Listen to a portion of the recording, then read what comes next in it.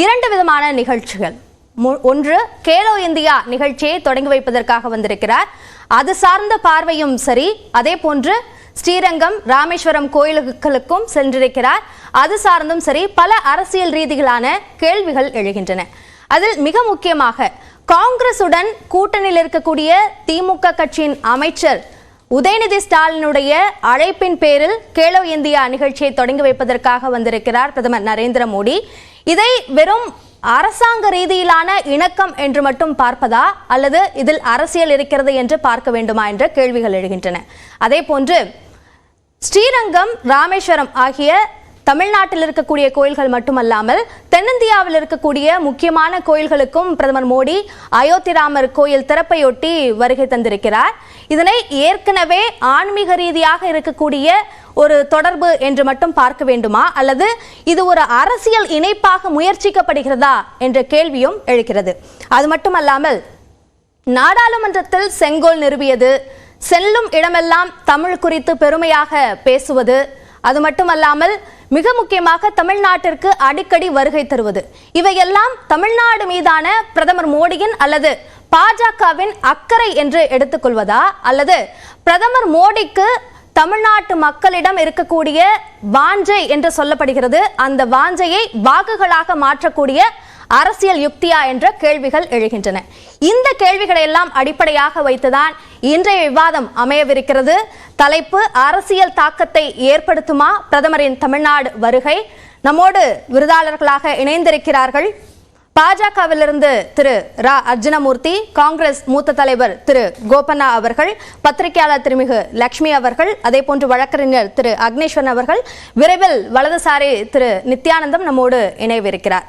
முதலில் லட்சுமி, பிரதமர் மோடியினுடைய இந்த வருகையில முக்கியத்துவங்கள் அப்படின்னு எந்தெந்த அம்சங்கள் எல்லாம் நம்ம பார்க்கணும்?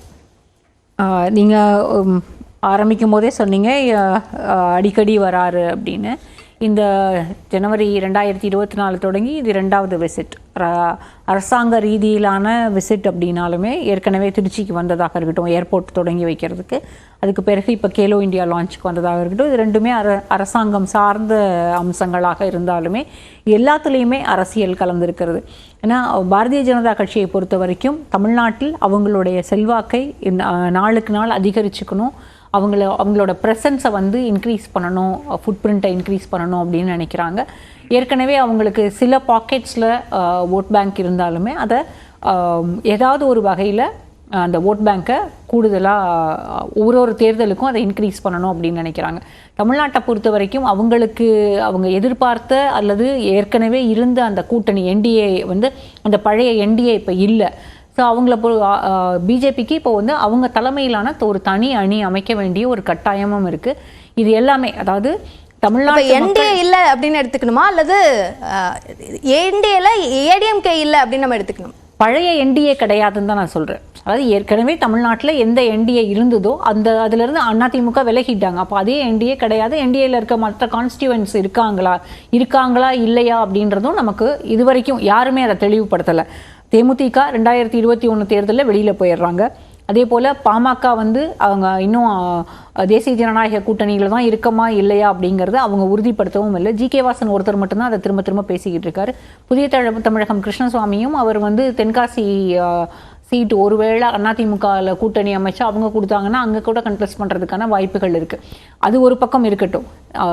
பாரதிய ஜனதா கட்சியை பொறுத்த வரைக்கும் அவங்களோட ப்ரெசன்ஸை வந்து இங்கே இன்க்ரீஸ் பண்ணணும் அப்படின்னு நினைக்கிறாங்க. ஆனால் இங்கே தமிழ்நாட்டில் அவங்களுக்கு ஈர்க்கக்கூடிய முகங்கள் எதுவுமே இல்லை அப்படின்ற போது மோடியினுடைய வருகையும் இல்லை, அவங்க வந்து அந்த மதம் சார்ந்த விஷயங்களை பேசும்போது ஏற்கனவே சொசைட்டியை பெரிய அளவில் போலரைஸ் பண்ணிட்டாங்க. இனி வந்து அந்த போலரைசேஷனை இன்னும் டெப்த்தாக கொண்டு போகணும் அப்படின்னா இப்போ வரக்கூடிய இந்த மாதிரியான விசிட்ஸ், இதுக்கு வந்து ராமர் பாதம் வரைக்கும் போகிறதோ இல்லை தனுஷ்கோடியில் போய் அங்கே இந்தியன் ஓஷனும் பே ஆஃப் பெங்காலும் சங்கமிக்கக்கூடிய இடத்துல போய் பார்க்கணுன்ற அவசியமோ இது எல்லாமே பெரிய அளவில் அந்த வாக்கு வங்கி அரசியலை வாக்கு வங்கியை இன்ஃப்ளூயன்ஸ் பண்ணுறதுக்கான ஒரு யுக்தியாக தான் பார்க்க முடியுமே தவிர இது வந்து நேரடியாக ராமர் கோயிலுக்காக செய்யறது அப்படின்றது மட்டும் அரசியல் இல்லாமல் எதுவுமே ஒரு அரசியல் இல்லாமல் இல்லை. எல்லாத்துலயுமே ஒரு ஆன்மீக பயணம் மட்டும் இல்ல, ஒரு அரசாங்க ரீதியிலான பயணம் மட்டும் இல்ல, அரசியல் பிஜேபியினுடைய ஒரு பெரிய போல் பிளான்கே வந்து ராமர் கோயிலை நாங்க 2024 கட்டி முடிப்போம் அப்படிங்கிறது தான். அதனால தான் ராமர் கோயில் வந்து அயோத்தியில இப்போ தேர்தல் நடக்கிறதுக்கு இன்னும் ஒரு 2-3 மாத காலங்களுக்கு முன்னால இப்ப திறக்கிறதுக்கான காரணமும் அதுதான். பிஜேபியை பொறுத்த வரைக்கும் மதம் இல்லாமல் அவங்களுக்கு அரசியலும் இல்லை. அந்த மதம் சார்ந்து மக்களை தள்ளுவதும் அவங்களுடைய அரசியல்ல அவங்களுடைய சித்தாந்தத்தில் இருக்கக்கூடிய ஒரு அம்சம் தான். அதனால இதில் அரசியல் இல்லை அப்படின்றத நம்ம ஒதுக்கிட முடியாது. இன்னொன்று வந்து ஏற்கனவே வந்து நமக்கு வந்து நார்த் சவுத் டிவைடு வந்து பெருசாக இருந்தது. அதாவது இந்த ஓட் பேங்க் பாலிட்டிக்ஸ்லேயே நார்த் ஓட்டு போட்ட விதமும் சவுத் இந்தியா ஓட்டு போட்ட விதமும் ஒவ்வொரு முறையும் இந்த எல்லா தேர்தல்கள்லையுமே மாறுபட்டிருந்தது. ஆனால் இப்போ வந்து பிஜேபி வந்து என்ன கட்டமைக்க விரும்புகிறாங்க அப்படின்னா அந்த டிவைடெல்லாம் கிடையாது. நாங்கள் வந்து எங்களுக்கு வாக்களித்தவர்களுக்கும் சரி வாக்களித்தவர்களும் சரி எல்லாருக்குமே ஒரே மாதிரியான ஒரு நிலைமை தான் இருக்குது. அப்படி தான் வந்து மத்திய அரசாங்கம் எல்லாரையுமே பார்க்கறது, நாங்கள் எல்லாரையுமே அரவணைச்சு தான் போகிறோம் அப்படின்ற ஒரு பிம்பத்தை அல்லது ஒரு இமேஜை வந்து கட்டமைக்கிறதுக்கான ஒரு நோக்கமும் இருக்கிறது. அதில் ஆன்மீக ரீதியிலான வரலாற்று அடிப்படையில் நிறைய தொடர்புகள் இருக்கு. ஸோ அதற்காகத்தான் இந்த பயணம் அப்படின்ற ஒரு கருத்தும் சொல்லப்படுது தானே. ஆன்மீக ரீதியிலான தொடர்பு இருந்ததுன்னா அது இப்போ இல்லையே, எவ்வளவோ காலமாக தானே இருந்திருக்குது. அது ராமர் கோயில் கட்டும்போது மட்டும்தான் அயோத்திக்கு இங்கேருந்து ராமேஸ்வரத்துலேருந்து தண்ணி எடுத்துகிட்டு போகணும், இல்லை வந்து இப்போ மட்டும்தான் இந்த கோயில்களுக்கு வரணும், இப்போ தான் எல்லா கோயில்களையும் பாரதிய ஜனதா கட்சியினுடைய ரெப்ரசன்டேட்டிவ்ஸ் போய் க்ளீன் பண்ணணும். ஏன்னா தமிழ்நாட்டில் இருக்க எல்லா கோயில்கள்லையுமே எல்லா காலகட்டத்திலையும் உளவார பணி நடந்திருக்கு. அதில் எல்லா சமூகத்தை சேர்ந்தவர்களும் எல்லா விதமான ஆட்களும் அரசியலில் இருந்தவங்களும் சரி அரசியல் இல்லாதவர்களும் சரி சாதாரண மக்களும் சரி எல்லாருமே பங்கேற்று இருக்காங்க. அப்போ இன்றைக்கி தான் அந்த ஏதோ எல்லா கோயில்களையும் இன்றைக்கி தான் க்ளீன் பண்ணுற மாதிரி நமக்கு அதுக்கு ஒரு பேரே நம்ம வச்சுருந்துருக்கோம். அதுக்கு பேர் உளவார பணி. அது வந்து தொடர்ந்து காலங்காலமாக அதுக்குன்னு அந்த ட்ரஸ்ட் இருந்திருக்கு, அதுக்கான அமைப்புகளும் இருந்திருக்கு, எல்லாருமே செய்திருக்காங்க. இன்றைக்கி அதை வந்து சோஷியல் மீடியாவில் பெரிய அளவில் கொண்டு போகிறதும் அதை பற்றி பேசுகிறதும் இப்போ தான் அதை செய்கிற மாதிரி இதுக்கு முன்னால் எதுவுமே நடக்காத மாதிரி அந்த ஒரு பிம்பத்தை கட்டமைச்சு அதன் மூலமாக வாக்குகளை எப்படி வந்து எடுத்துக்க முடியும் அப்படிங்கிறது தான் பாரதிய ஜனதா கட்சியினுடைய நோக்கம். அதை நோக்கிய பயணம் தான் இது. அரசியல் இல்லாமல் இல்லை. எந்த ஒரு அரசியல் கட்சி தலைவரும் பிரதமராக இருந்தாலும் சரி முதலமைச்சராக இருந்தாலும் சரி இல்லை ஒரு எம்பியோ ஒரு எம்எல்ஏவோ யாராக இருந்தாலும் சரி அரசியல் உள்நோக்கம் இல்லாமல் எந்த ஒரு பயணத்தையும் எந்த ஒரு மூவ்மெண்ட்டுமே அவங்களுக்கு இருக்காது, எந்த ஒரு பயணமும் இருக்காதுன்னு தான் நான் நினைக்கிறேன். ஓகே, திரு அர்ஜுனமூர்த்தி, இப்போ பிரதமர் மோடியோட இந்த தமிழ்நாடுக்கு அடிக்கடி வருகை அப்படின்றத வந்து அக்கறைன்னு எடுத்துக்கணுமா, ஆன்மீகம்னு எடுத்துக்கணுமா, இல்லை அரசியல்னு எடுத்துக்கணுமா? நியூஸ் 18 நேயர்களுக்கு என்னோட வணக்கம். இதில் வந்து முழுக்க ஆன்மீகம் கடந்த ஒரு அக்கறை தான் அது. ஏன்னா தொடர்ந்து நீங்கள் அவர் மோடிஜி ஆரம்பத்துலேருந்தே பார்த்து வந்தீங்கன்னா அவரோட குஜராத் காலத்துலேருந்தே பார்த்தீங்கன்னா கடந்த 20 ஆண்டுகள் 25 ஆண்டுகள் பின்போய் போனால் கூட அவர் இந்த ஆன்மீகம் தேசியமும் ஆன்மீகங்கிற கொள்கையில் அவர் என்றைக்குமே விட்டு கொடுக்கறதில்ல. இந்த தேசியம் ஆன்மீகங்கிற அமைப்பில் எப்போதுமே ஒருத்தர் செயல்படும் போது அவரோட அனுபவமும் அவரோட ஆன்மாவோட சூழ்நிலையும் இந்த மாதிரி செயல்களை தொடர்ந்து செயல்பட்டுக்கிட்டு தான் இருப்பார். நீங்கள் 2019 எலெக்ஷனில் கூட பார்த்தீங்கன்னா தபஸ் பண்ண போயிருந்தார் கேதார்நாத்துக்கு. அந்த மாதிரி நிகழ்வுகள் அவர்கிட்ட தவிர்க்க முடியாது. ஒவ்வொரு மனிதர்களுக்கும் ஒவ்வொரு விருப்பம் இருக்கும். இப்போ சினிமா துறையிலேருந்து வரவங்களும் சினிமா ஓரியன்டாக இருப்பாங்க. இப்போ நம்ம தமிழ்நாட்டில் இருக்க கட்சிகள்லாம் நிறைய சினிமா உலகத்திலே வந்ததுனால எது செஞ்சாலுமே ஒரு சினிமாட்டிக்காக பண்ணணும்னு நினைப்பாங்க. அப்போ அவங்க வந்து நம்ம வந்து அவங்க அரசியலை வந்து சினிமா வச்சு முன்னெடுக்கிறாங்க அப்படின்னு நம்ம இது வரைக்கும் தமிழ்நாட்டில் நம்ம பேசினதே இல்லை. ஆன்மீக உணர்வில் இருக்கிறவர் அப்படி நம்ம சொல்லாமல் இருக்கோமா? யாரும் சொல்லாமல் இருக்கோம்னா இல்லை திமுகவை நம்ம விமர்சிக்காமல் இருக்கோமா? திமுகவை பற்றி விமர்சிக்கிறத பற்றி இப்போ பேச்சில்லை. நான் என்ன சொல்ல வரேன்னா யாருக்கு என்ன பின்புலத்தில் என்ன பேக்ரவுண்டில் ஒரு சூழ்நிலையில் ஒரு அரசியலுக்கு வராங்களோ அந்த பேக்ரவுண்ட் ஒரு கேரி ஓவர் இருந்துக்கிட்டு இருக்கோம் அவங்களோட அமைப்பில். இவர் ஆன்மீக தேடல் இவருக்கு நிறையா இருக்குது. ஏன்னா இவரோட நீங்கள் கடந்த கால வாழ்க்கையில் பார்த்தீங்கன்னா பதவிக்கெல்லாம் வரத்துக்கு முன்னால் பார்த்தோன்னா ஹிமாலயெல்லாம் போயிட்டு வந்தவர் தான் அவர். இப்போ இதில் ஆன்மீக தேடல் மட்டும் இல்லை அரசியல் தேடலும் நிச்சயமாக இதில் இருக்குது அப்படின்ற கருத்தை திருமதி லட்சுமி வச்சாங்க. இல்லை அவங்க சொன்னாங்க. ஏன்னா இந்த ட்ரிப்பு முடிஞ்ச வரைக்கும் 100% வந்து ஒரு ஆன்மீகம் தான். இதில் வந்து அவர் வந்து அரசியல் கலக்கலை. ஆனால் பார்வையில் அரசியல் வரும். என்ன காரணம்னா அவர் பாரத பிரதமராக இருக்கார். பிஜேபியோட முக்கியமான ஒரு பொறுப்பில் இருக்கார். அப்படிப்பட்டவர் வந்து இதை செய்யும்போது எப்போதுமே ஒரு சினிமாக்காரர் போய் எந்த ஒரு குழந்தைகளுக்கு போயிட்டு ஒரு சாக்லேட் கொடுத்தா கூட அதில் ஒரு சினிமா பிம்பம் கலந்துரும். இவரோட ஆன்மீக பிம்பத்தில் வந்து அரசியல் பிம்பம் கலக்கிறதோடு வெரி நேச்சுரல். ஏன் நேச்சுரல்னால் அவர் அரசியல்வாதி தானே. அரசியல் எப்படி பிரிச்சுட்டு ஆன்மீகத்தை மட்டும் தனியாக பிரித்து பார்க்க முடியாதுல்ல. ஒரு அரசியல்வாதி ஆன்மீக முன்னெடுப்பு எடுக்கும்போது அரசியல் கலக்கும், அது நேச்சுரலாக கலக்கும். ஆனால் அவரோட எண்ணத்தில் அது இல்லை. ஏன்னா நீங்கள் இந்த தடவை அவர் ட்ரிப்பில் சீரியஸ்னஸ் பார்த்தீங்கன்னா அவர் ஒரு 11 நாட்கள் நேச்சுரல் இந்த மாதிரியான ஒரு பார்வை முன்வைக்கப்படுவது இயற்கையானது தான். ஆனா ராமர் கோயில் திறப்பு இந்த நேரத்துல முடிவு செய்யப்பட்டதுலயுமே அரசியல் இருக்கு அப்படின்னு சொல்லப்படுது. அது அப்படி இப்போ எப்படி பார்க்க முடியும்? ஏன்னா நீங்கள் வந்து அவங்க 2014 அந்த அஜெண்டா இருக்குது. 2-3 அஜெண்டா அவங்க கிளாஸிஃபை பண்ணிக்காங்க. 370 இருக்கட்டும், ராமர் கோயிலாக இருக்கட்டும், இதெல்லாம் பிஜேபியோட fundamental agenda for the party to enable it.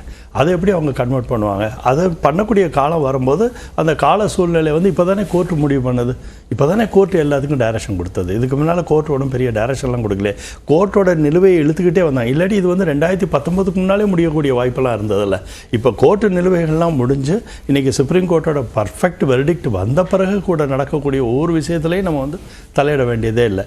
சூழ்நிலை அப்படி இருக்குது. அவங்க கட்டட முடிவு பண்ணிட்டாங்க. நம்ம அதுதான் அந்த கட்டடமுமே முழுமை பெறலை. இன்னும் 2024 டிசம்பர்ல தான் முழுமை பெறும் அப்படின்னு சொல்றாங்க. அப்போ தேர்தலுக்கு முன்பே அந்த கோயிலை திறக்கணும் அப்படின்ற முடிவுல எப்படி பாலிடிக்ஸ் இல்ல? எவ்வளோ பேர் வீடு பார்த்தீங்கன்னா புதுமுனை பூவிழா நடக்கும்போது பத்திரிக்கை அடிச்சுட்டு எல்லாரும் கூப்பிடுவாங்க, போய் பாருங்க. நிறைய கம்ப்ளீட்டே பண்ணியிருக்க மாட்டாங்க. வீடும் கோயிலும் ஒண்ணு இல்லை, எல்லாம் ஒன்று தானே. அது அங்கேயும் மனிதன் இருக்கா, இங்கே தெய்வம், மனிதனும் தெய்வம் தானே. மனிதனும் தெய்வம் ஒன்று தான். ஆன்மீகவாதிகளே இந்த நேரத்துல இதை திறக்கிறதுல சில எதிர்ப்புகளை முன்வைக்கிறாங்க. இல்லைங்க, இதுல வந்து நம்ம ரொம்ப தேவைக்கு மீறி வெளியே போறோம். ஆகம விதிகளை கடைபிடிக்காம எந்த நிகழ்ச்சியுமே பிஜேபியில் நடக்கவே நடக்காது. அவங்களோட சென்சியாரிட்டியில் ஐஎஸ் 11 நாள் விரதம் இருக்கிறதே ஒரு ஆகம விதிப்படி நடக்கிற வீட்டை விட உயர்ந்தது ஆலயம் என்ற கோணத்துல தான் நான் இந்த கேள்வியை முன்வைக்கிறேன். இல்லையே, மனிதன் எங்க இருந்தாலும் மனிதன் இருக்கிற இடம் ஆலயம் தான். மனிதனே ஒரு ஆலயம் தான். நம்மளே என்ன சொல்றோம், அன்பே சிவம் தான் சொல்லிக்கிறோம். மனிதனே ஒரு ஆலயம் தான் சொல்றாங்க. எல்லா சிவ தத்துவத்திலையும் மனிதனே ஆலயம் தான். அப்போ வந்து ஆலயம் மனிதன் இப்படியெல்லாம் பிரித்து பார்க்க வேண்டிய அவசியமே கிடையாது. இதை பொறுத்த வரைக்கும் அவங்க சிறப்பாக செய்கிறாங்க. இந்த 2-3 நாள் அவங்க பயணம் பெற்றது, ஸ்ரீரங்கம் இன்னைக்கு கோயிலுக்கு போனது, அதை தொடர்ந்து வந்து இன்றைக்கி ராமேஸ்வரம் போகிறது, நாளைக்கு தனுஷ்கோடிக்கு போகிறது. அங்கே கரெக்டாக அவரோட ஆர்வம், அவரோட சூழ்நிலையில் அவரோட ஆர்வம் என்னவோ அதை பிரதிபலிக்கிறார். இதில் ஏன் தமிழகத்துக்கு வர்றாருன்னு குறை சொல்கிறாங்க. பல ஆண்டுகள் காசிக்கு போகிறோம், அவ்வளோ பேரும் ராமேஸ்வரத்துக்கு வந்திருக்காங்க. ராமேஸ்வரத்துக்கு போனவங்க அவ்வளோ பேரும் காசிக்கு போயிருக்காங்க. இந்த கனெக்ஷன் வந்து ஒன்றும் மோதிஜி மட்டும் எடுத்துகிட்டு வந்து கொடுக்கல. இந்த கனெக்ஷன் காலகாலமாக இருக்குது. நான் புதுக்கோட்டையில் பிறந்து வளர்ந்தவன், எத்தனையோ காலம் பார்த்துருக்கேன். பஸ்ஸில் வந்து நார்த் இந்தியாவில் சோறு மூட்டை கட்டிக்கிட்டு சப்பாத்தி கட்டிக்கிட்டு அந்த ஊர் ஃபுல்லாக போனதை நான் பலமுறை பார்த்துருக்கேன். அதனால் நார்த் இந்தியா பீப்புளுக்கு ராமேஸ்வரங்கிறது அவங்க இயல்பில். நீங்கள் அங்கே போனீங்கன்னா மொத்த இந்தியாவில் இருக்க எல்லா மொழிகளையும் பேசக்கூடிய புரோகிதர்கள் இருக்காங்க. இங்கே ஏன் அவ்வளோ பேர் இருக்காங்க? பல ஆண்டுகள் இதில் ஒரு கணக்கு இருக்குது, ஒரு சங்கமம் இருக்குது. இந்த சங்கமத்தை அவர் முன்னெடுக்கும் போது இவருக்குன்னே ஒரு பெரிய பாப்புலாரிட்டி பப்ளிசிட்டி இருக்கிறதுனால அது ஜாஸ்தியாக எக்ஸ்போஸ் ஆகுது, எக்ஸ்ப்ளோர்ட் ஆகுது. இல்லை, நீங்கள் சொல்கிற அந்த தொடர்பு அப்படின்றது பல ஆண்டு காலமாக இருக்குது, அதில் எந்த மாற்று கருத்தும் இல்லை. ஆனால் சமீப காலமாக தொடர்ந்து காசி தமிழ் சங்கமம் அப்படி நடத்துறது, சௌராஷ்டிரா தமிழ் சங்கமம் அப்படி நடத்துறது, இந்த மாதிரியான இணைப்பு அப்படின்ற ஒரு முயற்சி, ஏற்கனவே இருக்கிற தொடர்பை அரசியல் இணைப்பா மாற்ற நினைக்கிறாங்க அப்படின்றது ஒரு பார்வை எழதான செய்யும். இதில் வந்து என் கருத்து நான் முதல் முறையாக சொல்கிறேன், இது என்னோட பர்சனல் கருத்து. என்னையை பொறுத்த வரைக்கும் எப்படி விவேகானந்தர் வந்து கன்னியாகுமரியில் உட்காந்து என்லைட்மெண்ட் ஆனாரோ, என்னோட பிலீஃப் மோதிஜி வந்து விவேகானந்தரோட மறுபிறப்புன்னு என்னோட நினைப்பு. அதனால் தமிழ்நாட்டுக்கு வர்றது, தமிழோட உணர்வோட கலக்கிறதுங்கிறது அவர் ஆன்மாவில் கலந்த விஷயம். இதை போய் நம்ம வந்து கொச்சப்படுத்தி பேச வேண்டிய அவசியமே இல்லை. ஏன் எந்த ஒரு மனிதனுக்கு, ஏங்க ஸ்டீவ் ஜாப்